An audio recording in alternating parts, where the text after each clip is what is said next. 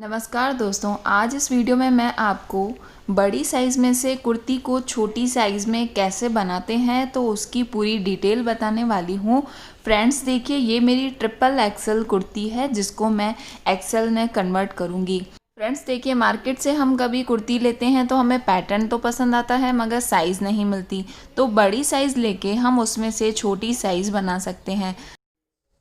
मगर उसमें भी हमें कुर्ती के पैटर्न में ध्यान रखना होता है। देखिए, पैटर्न कभी भी साइड से नहीं होना चाहिए। किसी कुर्ती में साइड से पैटर्न होता है, तो अगर साइड से पैटर्न होगा तो आप बड़ी साइज़ में से छोटी साइज़ नहीं बना सकते।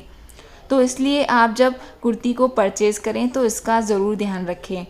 अब देखिए, इस कुर्ती में साइड से पूरा प्लेन है, सिर्फ बीच में ही पैटर्न दिया हुआ है, तो इस कुर्ती को हम छोटा साइज़ बना सकते हैं।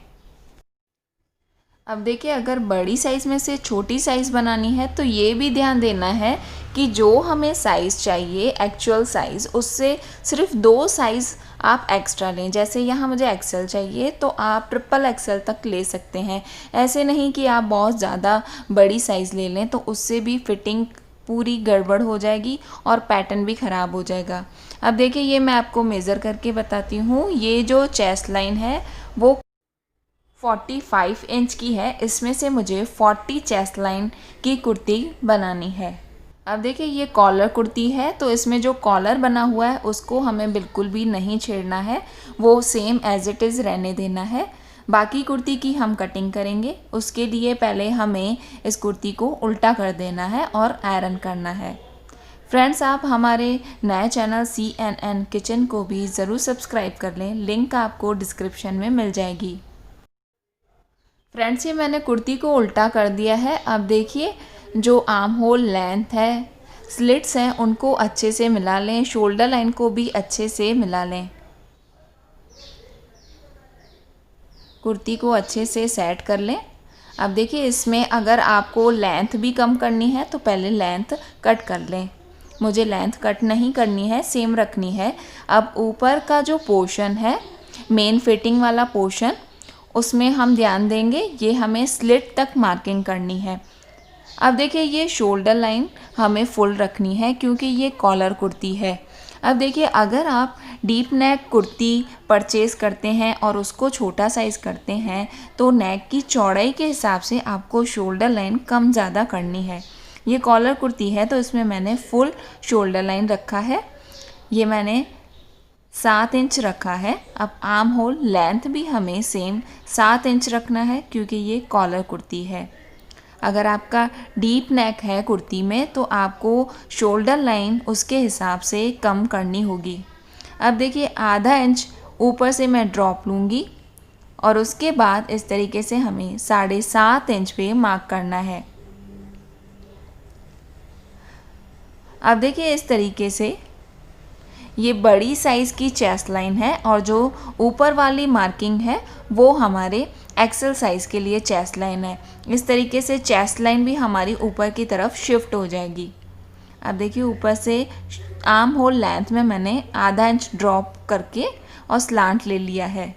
अब यहाँ से जो चेस्ट लाइन हमें चाहिए, फुल चेस्ट लाइन, उसका चौथा भाग करें और सिलाई का एक्स्ट्रा लें। यहाँ चेस्ट लाइन 40 है तो मैंने 10 इंच पे मार्क किया है और सिलाई का एक्स्ट्रा लिया है।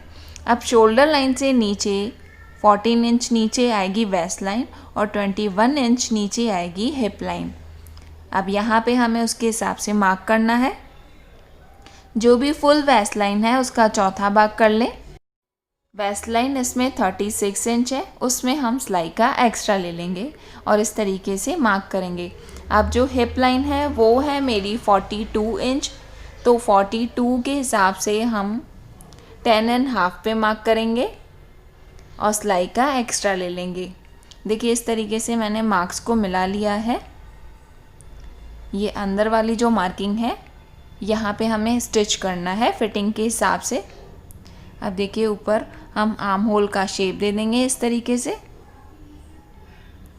स्लीव्स की कटिंग पहले ही नहीं करनी है। देखिए, मैंने भी नहीं की है। स्लीव्स की कटिंग अगर आप पहले से ही उसको अलग कर देंगे तो जो ये हमारी चेस्ट लाइन शिफ्ट हुई है उसको कट करने में आपको प्रॉब्लम होगी। अब देखिए इस तरीके से पूरी हम कुर्ती की फिर से कटिंग कर लेते हैं।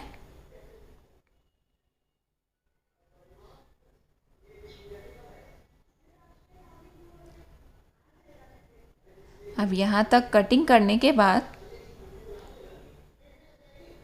अगर साइड से इंटरलॉक या सिलाई बाकी है तो उसे पूरा खोल दें। दोनों पैनल्स को हम बिल्कुल अलग अलग कर देंगे। अब देखिए इस तरीके से इस कुर्ती को पूरा खोल दें। अब यहाँ पर हमें फ्रंट की कटिंग करनी है, फ्रंट आर्म होल की कटिंग।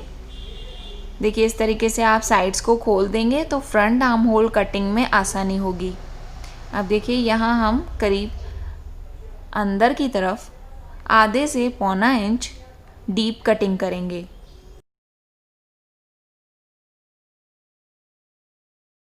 यहाँ आपको अपने साइज़ के हिसाब से फ्रंट की कटिंग करनी है। अब जो हमारी स्लीव्स है, अब देखिए ये स्लीव्स भी साइज़ के हिसाब से बड़ी हैं, तो इसमें से हम एक्सेल साइज़ के हिसाब से स्लीव्स निकालेंगे। यहाँ स्लीव्स की लेंथ मुझे रखनी है 15 इंच, तो उसमें हम आधा इंच ऐड कर लेंगे जो ऊपर की तरफ सिलाई में जाएगा। अब देखिए यहाँ पर जो स्लीव की हमें कैप बनानी है तो उसके हिसाब से हम 3.5 इंच पे मार्क करेंगे। यहाँ तक स्लीव की कैप बनेगी। अब जो स्लीव की चौड़ाई है वो रखनी है हमें 9.5 इंच, तो ये 9.5 इंच ही है। अगर आपकी 9.5 से ज़्यादा आ रही है, एक्स्ट्रा हो, तो उसे कट कर लें।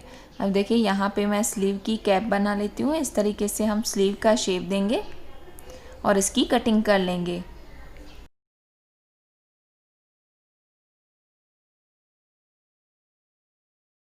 अब देखिए यहाँ पे जो स्लीव्स हैं वो भी मेरी कफ पैटर्न वाली स्लीव्स हैं, तो इसको मैंने पूरा खोला नहीं है। अगर आपकी बिल्कुल प्लेन स्लीव्स है तो आप उसे भी साइड से पूरा खोल दें।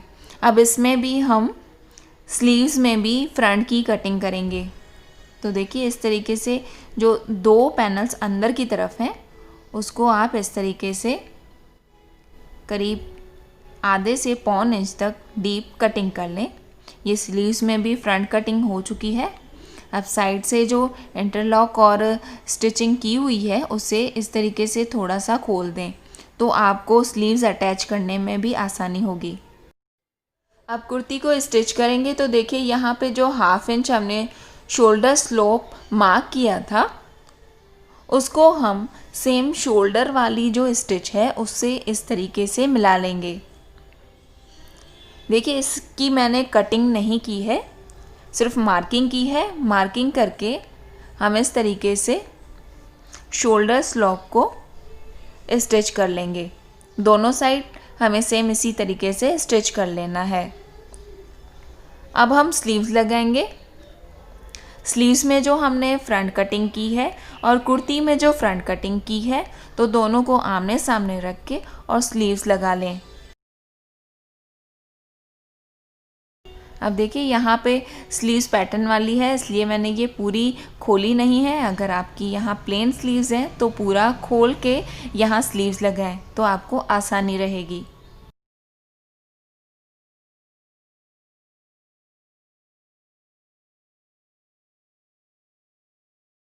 दोनों स्लीव्स को सेम हमें इसी तरीके से दोनों आर्म होल पर फिक्स कर लेना है।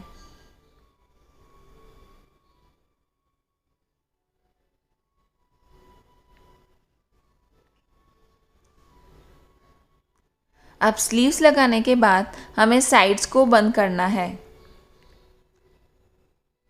अब देखिए ये बड़ी साइज़ है इसलिए यहाँ पे जो बटन लगा हुआ है उसको मैं आगे की तरफ लगा के इसको टाइट कर लूँगी। अगर आपकी प्लेन स्लीव्स है तो आप स्टार्टिंग से ही स्लीव को टाइट कर लें।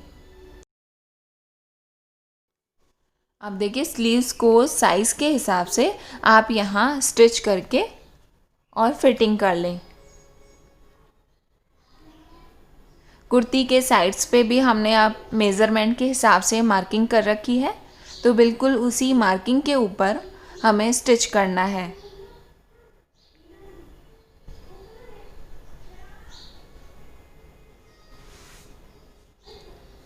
जो हिप लाइन है वहाँ तक हम स्टिच करेंगे और इस स्टिच को हम डबल कर देंगे। यहाँ इसके ऊपर ही हमें एक और स्टिच करके और इसे मजबूत कर देना है। दोनों साइड आप इसी तरीके से फिटिंग कर लें।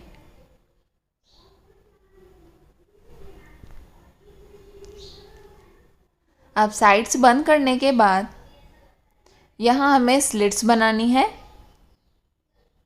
तो स्लिट्स बनाने के लिए सबसे पहले जहाँ तक आपने स्टिच की है उससे करीब 1 इंच ऊपर एक कट लगा दें। इस तरीके से हम कट लगाएंगे। अब देखिए यहाँ पे जो स्लिट्स बनी हुई है उसे भी मैंने खोला नहीं है, उसको हम इस तरीके से अंदर की तरफ फोल्ड कर लेंगे। देखिए यहाँ पर हम इस तरीके से कुर्ती के दोनों साइड स्लिट्स बनाएंगे। देखिए इस तरीके से आप पूरी फिटिंग करेंगे तो कुर्ती पहनने पर भी अच्छा लुक देगी। अगर आप बिना कटिंग किए ही ऐसे ही साइड से स्टिच कर देंगे तो उसकी पूरी फिटिंग भी ख़राब होगी और जो सीट वाली एरिया है, आसन वाली एरिया है, वहाँ से भी कोने निकले हुए आपके दिखेंगे तो उसका लुक बिल्कुल भी अच्छा नहीं आता। तो इस तरीके से आप बड़ी साइज़ में से छोटी साइज़ कुर्ती बना सकते हैं। बस जो बातें मैंने आपको क्लियर स्टार्टिंग में बताई हैं उन बातों का ध्यान रखें। जब भी आप कुर्ती परचेज़ करें तो ये बातें ज़रूर नोट करें कि साइज़ से सिर्फ जो हमें साइज़ बनानी है उससे सिर्फ 2 साइज़ ही आप बड़ी लें और कभी भी साइड से पैटर्न नहीं होना चाहिए। साइड से पैटर्न होगा तो कुर्ती की कभी भी अच्छी फिटिंग आप नहीं बना सकते। वो जो साइज़ में पैटर्न बना हुआ है वही रहने दें। तो इस तरीके से आप परचेज़ के टाइम ध्यान दें कि साइड से जब हम फिटिंग करेंगे तो पैटर्न हमारा ख़राब नहीं होना चाहिए। देखिए दोनों साइड इस तरीके से मैंने स्लिट्स बना ली हैं। फ्रेंड्स देखिए ये मैं आपको मेज़र करके बताती हूँ। ये मैंने 40 इंच चेस्ट का कुर्ती बना लिया है। ये मैंने ट्रिपल एक्सेल में से एक्सेल साइज़ बनाई है। फ्रेंड्स इसी तरीके से अगर आपको कोई भी बड़ी साइज़ की कुर्ती पसंद आती है तो आप छोटी साइज़ की उसमें से बना सकते हैं। अगर आपको मेरा ये वीडियो पसंद आया हो और पूरा मेथड क्लियर समझ आया हो तो लाइक और कमेंट ज़रूर करिएगा। Thank you watching for this video.